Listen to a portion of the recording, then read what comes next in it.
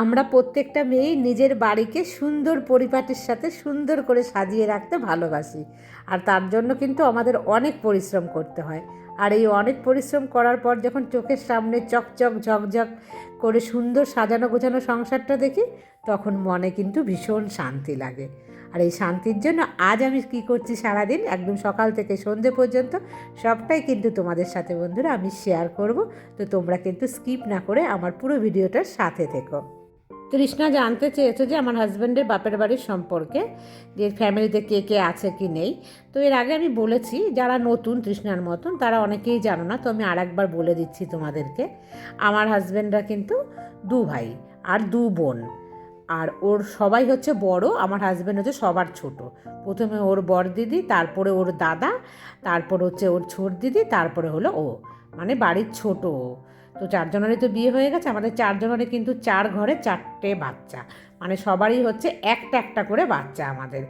আমি হলাম মানে ছোট, তো মানে ছোট ভাই আর ছোট দিদি এই দুজনার হচ্ছে মেয়ে আমাদের, মানে ছোট ননদেরও হচ্ছে একটা মেয়ে, আর আমি হলাম ছোট ভাই বউ, তো আমাদেরও একটা মেয়ে। আর ওর বর দিদি আর বর দাদা, মানে ওর দাদা যে, এই দুজনার ঘরে কিন্তু একটা করে ছেলে। তার মানে এই চার ভাই বোনের দুটো ছেলে দুটো মেয়ে, এই হলো টোটাল আমাদের পরিবারে চারটে বাচ্চা। আর ওর বাবা আর মা, এই হলো মানে টোটালি আমরা পরিবারের লোক। আমার যে ভাসুর মানে ওর দাদা ওখানেই থাকে, ওনার হচ্ছে লোকাল বিজনেস, তো ওখানেই থাকেন। আর আমরা মেয়েকে পড়ানোর জন্য কিন্তু এই কৃষ্ণনগরে এসেছি। আমরা যখন মানে আমার মেয়ে যখন স্কুলে ভর্তি হবে, তো প্রথম থেকে আমার ইচ্ছে ছিল যে ইংলিশ মিডিয়ামে মেয়েকে পড়াবো। ইংলিশে আমি একবারেই মানে কি বলবো, দুর্ভিক্ষ আমার অবস্থা, দক্ষ তো নয়ই, দুর্ভিক্ষ যাকে বলে। তো ইচ্ছেটা ছিল মন থেকে যে মেয়ে বা ছেলে যাই হোক না কেন, তাহলে ইংলিশ মিডিয়ামে পড়াবো। অন্তত আমরা যেরকম ভয় পাই, মানে আমি ভীষণ ভয় পাই ইংলিশ বলতে, তো এই ভয়টা থাকবে না আমার মেয়ে বা ছেলে যারই হোক। তো বিয়ের পরপরই কিন্তু আমরা দুজনে মিলে প্ল্যান করেছিলাম, আমি আর আমার হাজব্যান্ড। আর আমার ইচ্ছে ছিল বলেই আমার হাজব্যান্ড তখন বললো আচ্ছা ঠিক আছে। তো শ্বশুরবাড়ির ওখানে কিন্তু কোনো ইংলিশ মিডিয়াম ছিল না তখন, এখন হয়েছে কাছাকাছি, তখন অনেকটা দূরে ছিল আর সদ্য মাত্র হয়েছিল। সদ্য হলে সেই স্কুলগুলো না খুব বেশি ভালো তো হয় না, আর কাছাকাছি বলতে কৃষ্ণনগর। তো কৃষ্ণনগরে কেন থাকার কারণ, আমার শ্বশুর বাড়ি আর আমার বাপের বাড়ির মাঝে হচ্ছে কৃষ্ণনগর, তো সেই কারণেই কিন্তু এটা করা, মানে এই জায়গাটা চুজ করা। আর তখন কিন্তু নবদ্বীপে ইংলিশ মিডিয়াম স্কুল ছিল না, নবদ্বীপটা আমার শ্বশুরবাড়ি থেকে একদমই কাছে, কিন্তু ওখানে ছিলই না। তো এই সমস্ত ভেবেচিন্তেই কিন্তু এখানে আসা। আর প্রথমে ভাড়া বাড়িতে ছিলাম আমরা, আমি আমার মেয়েকে নিয়ে, তো প্রায় কিন্তু 4.5 বছর ছিলাম ভাড়া বাড়িতে। তারপরে আর থাকা যাচ্ছিল না ভাড়া বাড়িতে, খুব অসুবিধা। যারা ভাড়া থাকো তারা তো জানো, আর যারা কখনো ভাড়া থাকেনি তারা ভাড়া থাকতে গেলে না মানে হঠাৎ করে বড় হয়ে খুবই কিন্তু অসুবিধার মধ্যে পড়ে, আর আমিও সেই অসুবিধাটার মধ্যেই কিন্তু পড়ে গেছিলাম। আর বন্ধুরা দেখো, আমাকে মধুমিতা বলেছিল তুমি কি ব্রেকফাস্ট করো, তো আমি দেখাচ্ছি ভীষণই হেলদি একটা ব্রেকফাস্ট। ও তার আগে একটা দেখিয়েছি আমি মুড়ি খেয়ে নিয়েছিলাম, সেটা আমি ভিডিও করতে ভুলে গেছিলাম প্রথমে। আর আজকে কিন্তু ভীষণ মেঘলা দিন, জানো তো কেন এরকম হয়েছে কি যেন, রোদ ওঠেনি এখনও। আর আমি কিন্তু এই যে খাওয়া দাওয়া করে বাজারে যাব, তাই চটপট এক থালা ফ্রুটস নিয়ে বসে গেছি। তার আগে মুড়ি খেয়েছি, কারণ খালি পেটে খেলে আবার ফল অ্যাসিডিটি হতে পারে কিন্তু। বাজার থেকে চট করে চলে এসেছি, কী এনেছি দেখাচ্ছি তোমাদেরকে। আর এই জামা কাপড়গুলো না কেচে রেখে গেছিলাম জানো তো, তা তোমাদের আর সেটা শেয়ার করিনি, তো বালতির মধ্যেই রয়ে গেছিলো, মনেই ছিল না, দিয়ে এখন সেটাকে মেলে দিচ্ছি। আর এরকমই হয় জানো তো, নিচে কাঁচা ধোয়া করলাম এরকম অনেক সময় ভুলে যাই। হেনা এসেছিলো, তো হেনার সাথে গল্প করতে করতে আমি ওই বাসনের ঝুড়ি নিয়ে উপরে উঠে চলে এসেছিলাম। পরে এসে যখন হাত পা ধোয়া বলে বাথরুমে ঢুকে দেখছি বালতির মধ্যে আমি জামা কাপড় রেখে দিয়ে গেছি। যাই হোক বন্ধুরা, তো চলো নিচে কী এনেছে তোমাদেরকে দেখাবো। যাদের অ্যাসিড বেশি হয় মানে ফল খেলে খালি পেটে, তারা কিন্তু খেও না। আমার যেহেতু নেই ধাত, সেই কারণে আমি কিন্তু খাই। আর এই দেখো বন্ধুরা আজকে কী এনেছে দেখেছো, এখানে এনেছি দুটো ভোলা মাছ, কয়েকটা হচ্ছে বাটা মাছ, তারপরে হচ্ছে এটা কাতলা মাছ, আর হচ্ছে সেই ছোট চুনো মাছ এনেছি। এই 4 রকম মাছ আজকে নিয়ে এসেছি, বেশ কয়েকদিন কিন্তু বাজারে যাব না। আর এখানে কী সবজি এনেছি পরে তোমাদেরকে দেখাচ্ছি, এখন আর একদম কিন্তু সময় নেই। এখন কিন্তু অনেকটা বেলা বেজে গেছে, প্রায় এখন 11:30 12টা মতন কিন্তু বাজে। আর আমি একদম স্নান টান করে নিয়েছিলাম, নিয়ে পুজোও দিয়ে দিয়েছিলাম। আর পুজোটা দেখায়নি, এত পুজো তোমাদের দেখাচ্ছি না সেই জন্য আর দেখায়নি, আবার পরে দেখাবো, কয়েকদিন যাক তারপর। আর এটা হচ্ছে পালং শাক। তো পালং শাকের চচ্চড়ি আমি ভীষণ ভালোবাসি, আর তোমরা যারা যারা ভালোবাসো যতদিন পাওয়া যায় খেও। আমার তো ডাঁটা শুদ্ধ পালং শাক দারুণ লাগে খেতে, পাতা পালং আমি পছন্দ করি না, সেটা দিয়ে শুধুমাত্র হচ্ছে পালং পানির, ওটাই ভালো লাগে। আমি তোমাদেরকে অনেক রাজস্থানের গল্প বলি, কারণ রাজস্থানের সঙ্গে আমার ওতপ্রোতভাবে কিন্তু জড়িয়ে থাকা সমস্ত স্মৃতি। আমার প্রথম ভালোবাসা রাজস্থান, আমার প্রথম বাইরে যাওয়া, অনেক দূরের জার্নি প্রথম হচ্ছে রাজস্থান। স্বামীর সাথে একা থাকা, খুশির মুহূর্ত, আনন্দের মুহূর্ত, হানিমুন পিরিয়ড বলতে পারো, সেই মুহূর্ত সমস্ত ভালো স্মৃতি কিন্তু এই রাজস্থান। তাই আমি ভীষণভাবে তোমাদেরকে বলি, আর আমার ভীষণ বলতে ভালোও লাগে। তবে তোমরাও কিন্তু শুনতে অনেকেই ভালোবাসো। নানা রকম প্ল্যানিং ছিল জানো তো, বাচ্চা বড় করব, কিভাবে কোথায় পড়াবো, কি খাওয়াবো, মানে বাচ্চা বড় হলে কি হবে। আমার প্রেগনেন্ট অবস্থাতে কিন্তু এই ধরনের প্ল্যানিং আমরা করেছি, আমরা প্রত্যেকটা মেয়েরাই কিন্তু করি। তো আমি আর আমার হাজব্যান্ড ভীষণ সুখে কিন্তু ওই যে 4.5 বছর থেকে প্রায় 5 বছরের কাছে সময়টুকু ছিলাম, মানে প্রতিটা মুহূর্ত কিন্তু আমাদের এত মধুম হয়ে গেছে। অতগুলো বছর বিয়ের, ধরো 1 বছর পরে আমি গিয়েছিলাম, সাথে সাথে তো যেতে পারিনি। এত ভালো স্মৃতি একটা, দেখবে হাজব্যান্ড আর ওয়াইফের মাঝে থার্ড পার্সন না থাকলে জীবনের সব সুখ কিন্তু সেইখানটাতে চলে আসে। আর প্রথম দিকের সুখটাই হলো আসল সুখ। তারপরে আস্তে আস্তে সংসারের চাপে তো শিখেই গেছি কোনটা দায়িত্ব নিতে হবে আর কোন দায়িত্বটা নিতে হবে না। তো সেই জিনিসগুলো যখন ঘাড়ে এসে পড়ে তখন কিন্তু ভালোবাসাগুলো একটু হলেও মলিন হয়ে যায়, তাই না বন্ধুরা? তো এখন তো মলিন হয়ে গেছে। আর এই দেখো কী কী এনেছে দেখেছো বাজার থেকে, আজকে কিন্তু সজনে ডাঁটা এনেছি প্রথমবার। সজনে ডাঁটা তোমরা কারা কারা খেতে ভালোবাসো, আমি ভীষণ ভালোবাসি। আর আজকে তোমরা আমাকে বকো না, দেখো আমার কিন্তু টমেটো খাওয়া বারণ, আমি তাও নিয়ে এসেছি। মাঝে মাঝে সবজিতে না দিলে আমার সবজির একটুও টেস্ট লাগছে না। ভেবেছি রোজ রোজ খাবো না, খুব ছোটো ছোটো টমেটো দেখে কিনে এনেছি। কারণ হচ্ছে বড় টমেটো দিলে কেটে রাখতে হবে, আর গোটা বেশি খাওয়া ভালো নয় বলে ছোটো ছোটো দেখে এনেছি, যে একটা সবজিতে একটাই দেবো। আর যে পালং শাকের চচ্চড়ি, আর এই দেখো দেখেছো গাঢ় গাঢ় হয়েছে কিন্তু আলু শিম দিয়ে মাছ করেছি। আমি ভীষণ ভালোবাসি এই ধরনের খাবার, আর তোমরা রোজ দেখতে পাবে একটা চচ্চড়ি আর চচ্চড়ি, এই ধরনের খাবার আমার খুব ভাল লাগে। আর এখন এসছি বিকেলবেলা।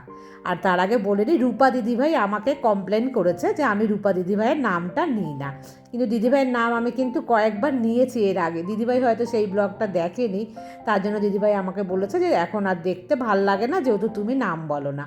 ও দিদিভাই আমি তোমার নাম বলেছি, তুমি তো দেখোনি, যাই হোক তুমি দেখো, আমি তোমাকে অনেক ভালোবাসি, অনেক মিস করি। আমি যখন ব্লগে বলি যে দিদিভাই তুমি কোথায়, তুমি মানে আছো, যে একটুখানি একটা হার্ট চিহ্ন দিও আমাকে মাঝে মাঝে কমেন্টসে, তাহলে তো বুঝবো তুমি আছো।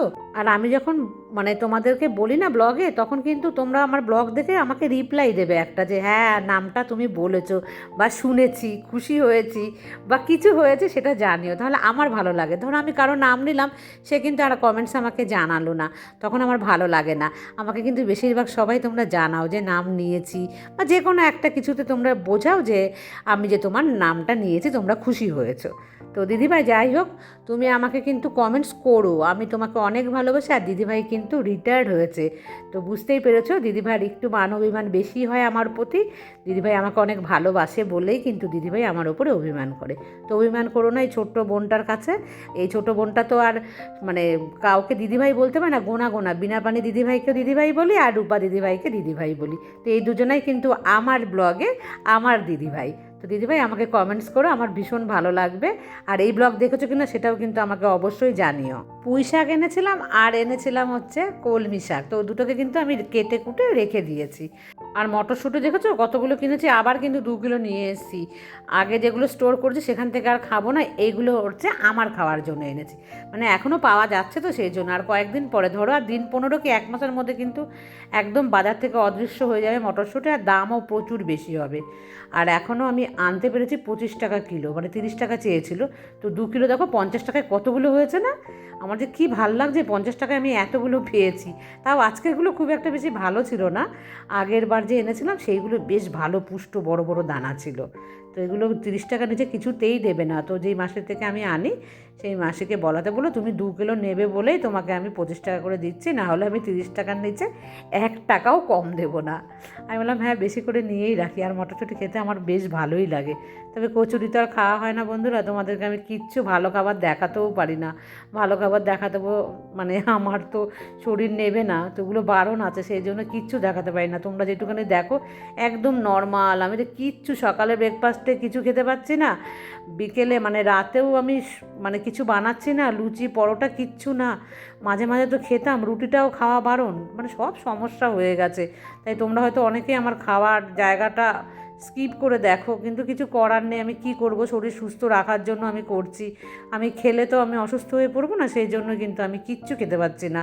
আর বিশেষ করে সেই তোমাদেরকে বলেছিলাম ডাক্তার দেখেছিলাম না, অর্থোপেডিক, তারপর থেকে কিন্তু আমি একদমই খাওয়াটা বন্ধ করে দিয়েছি। ভেবেছি না করবো না, 3 মাস অন্তত দেখি, তার মধ্যে কিন্তু 2 মাস অলরেডি ওভার হয়ে গেছে আর 1 মাস হাতে আছে। যাই হোক বন্ধুরা, কী আর করা যাবে, কপালে যেটা আছে আমার। আমি তো খুব বলি যে আমার বরকে যে ভগবান আমার খাওয়া মনায় কেড়ে নিয়েছে, খেলে অসুখ, না খেলেই বরং সুখ। তো এটাই মনে মনে সান্ত্বনা দিই আর কি। আর বেশি আনিনি সবজি, দেখো এগুলো কম এনেছি, মানে জলে ভেজানো। থোর এনেছি একটা, ওটাকেও জলে ভেজানো যাবে না, ব্রোকলিটাকেও জলে ভেজানো যাবে না, সজনে ডাঁটাকেও করিনি, আমি মুছে মুছে রেখেছি জানো তো, সজনে ডাঁটাগুলোকে ভেজা কাপড় দিয়ে মুছে। তো বাস এইভাবেই কিন্তু আমি রেখে দিয়েছি। আর এই দেখেছো কত খোসা হয়েছে, এই সমস্ত গুছিয়ে কিন্তু নিয়ে যাব নিচেই। কাল আমাকে কমেন্টস করেছে মিনু। মিনু থাকে আমার মেয়ের স্কুল, একাডেমি স্কুল, যে সেই স্কুলের পেছন দিকটাতে ও কোথায় ভাড়া থাকে, আর ওর বাড়ি কিন্তু মালদাতে।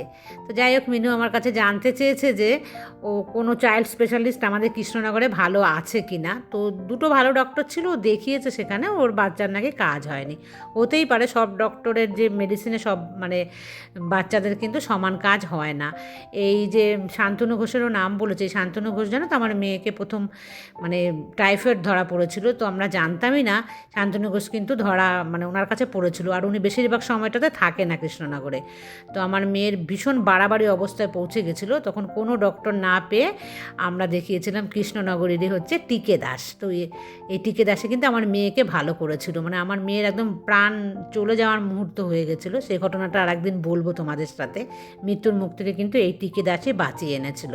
যাই হোক, ওর বাচ্চাদের এই দুটো ডক্টরই দেখিয়েছে, কোনো মেডিসিনে কাজ হয়নি। সেটা হতেই পারে, কারণ সব মানে মেডিসিন সব বাচ্চাদের কিন্তু কাজ একরকম করে না, বা সবার জন্য এক নয়। তো আমি জানতে চাইছি মিনু, যেহেতু তুমি বলছো দুটো ডক্টরকে দেখিয়েছো তারপরেও কাজ হয়নি, তো কী সমস্যা হচ্ছে তোমার বাচ্চার, যে সেই সমস্যার ওপরে যদি কোনো স্পেশালিস্ট ডক্টর এখানে থাকে আমি কিন্তু অবশ্যই তোমাকে সেই নামটা সাজেস্ট করব। অনেক সময় হয় না, চাইল্ড স্পেশালিস্ট বলতে যে তাকেই দেখাবো ঠিক হবে তার কোনো মানে নেই। কোনো স্পেশাল কোনো যদি শরীর খারাপ হয়, তার ওপরে যদি স্পেশাল ডক্টর থাকে তাকে দেখালে কিন্তু কাজ হতে পারে। যাই হোক, তুমি জানিও, আর যদি সম্ভব হয় তোমার জানানো তাহলে দেখিও। আর না হলে একটা ডক্টর আছে চাইল্ড স্পেশালিস্ট, সেটা হচ্ছে আমাদের কৃষ্ণনগরে কমার্স কলেজের সামনে, ওখানে বসে, যতদূর সম্ভব নাম রাজু সরকার। তো তাকে একবার তুমি পারলে দেখিও। আর যদি কোনো স্পেশাল কিছুর জন্য জানতে চাও তাহলেও তুমি আমাকে জানাতে পারো, আমি তোমাকে পরে ডক্টরের নাম বলে দেবো। আর বন্ধুরা, এখন তো নিচে আসলাম, এসে এখন হচ্ছে সন্ধে পুজো দিয়ে তারপরে উপরে উঠবো। আর ভিডিওটা যখন আমি পোস্ট করি, প্রথম যখন তোমরা কেউ আমাকে কমেন্টসে লেখো না যে দিদি আমি প্রথম কমেন্টস করছি, লাইক দিচ্ছি, ভীষণ কিন্তু ভালো লাগে। যেমন আমাকে কালকে জানিয়েছে চন্দ্রানী মল্লিক, তো ও আমাকে এরকম কমেন্টস করে জানায়, তো ভীষণ ভালো লাগে। আর চন্দ্রানী, এইভাবে আমার পাশে থেকো, আমাকে ভালোবাসা দিও, অনেক অনেক ভালোবাসা তোমার জন্য রইল বোন। আর ভীষণ ভালো লাগে এই কমেন্টসগুলো আমার পেলে পরেও। আর যদি তোমরা কেউ কমেন্টস করতে না পারো, অন্তত দুটো লাভ হার্টস চিহ্ন দিও, কারণ সময় হয় না, আমি জানি অনেকেরই।